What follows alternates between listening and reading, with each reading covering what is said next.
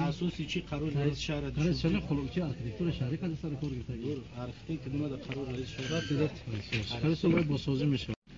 حجت را پیشنهاد میکنیم تو سوالپرو دیگر برای فریق امضاش گرفته و نامی پروکورور گنرالی مکتوب کرده بانام جنابی عالی بانام چی مکتوب کرده که مو جواب رسمی گنرالی پروکورور گرفته برای همه چی حجتی هست ما پیشنهاد میکنیم مرحمت اگر همین عدالت باشه عدالت روی روز امروز سود چی گفت مرافعه سودی داد مرافعه سودی رو به هفته دیگه بگذاریم معقول گذاشت به خاطری که ما بین دیگر از طرف سوالکور سازش رو که ما برای این قدر نشیده نوزی ما پیش شما به خطین سازش کردیم یک به یک گفت زنه که ما خطی آدم یک به یک نه مرحمت شما در سازش اشتراک کنیم صداش رو بفهمیم یکی ما خطی مراجعه میکنیم رسول که ما خطی مردک سازش کرده نیست یعنی با کدام خاطر است بحث و با فکر شما بس با خاطر اینو میخواهم که 20160 سوم ایمان بسوره در یک ماه 1680 سوم ایمت طلب دارم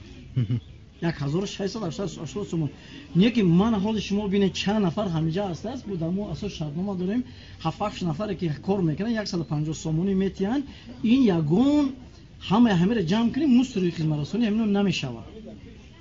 و یک طرف دویم طرف این مسئله که دکان ما رو محکم کردیم گویا که این مردم قومیت دیگر باشند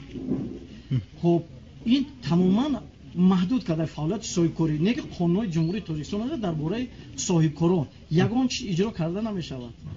یگان چی اجرا کرده نمیشود اینا فقط یک مسئله رو قرار رئیس شهر اوید ما حاضر من در اینجا مثلا هم زمین هیچ امکان نیست از کدام حساب محدود از خیلی صبح همین گرفته محکم پیشنهاد محکم کرده گیم مثال همین خیلی محکم کردن که سوداگران هم میان چخیلی است من همیشه اوی بودم همیشه سودا میکردیم ای بانک پول گرفتیم اینا پول بانک من 4 ماه شد دادن نمیتونم 15000 تومان میشه من کارو ما سود رفته اینا من چیکار کردم نمیدونم عقلا پیش رئیس رفتیم التماس کردیم که همیشه نیم شقلان بگی که مود رک شده که مود یه شمال بزنه خب ما آدم بو دیوالش میزنه و اینا کدام مود یا وجب کیلوکش نگیر کیلوکش جمعه محکم کرد تمام مود آدم نمیدونه داش ایموس برای نگاه کنین واپسی نمیگن که همینجا آدم هسته یا حیوان هسته نیسته هیچ که نمایان نیستیم وجود نداریم در پیش آدم نام فامیلتون چیه؟ نام فامیل من نبی و ساجدمون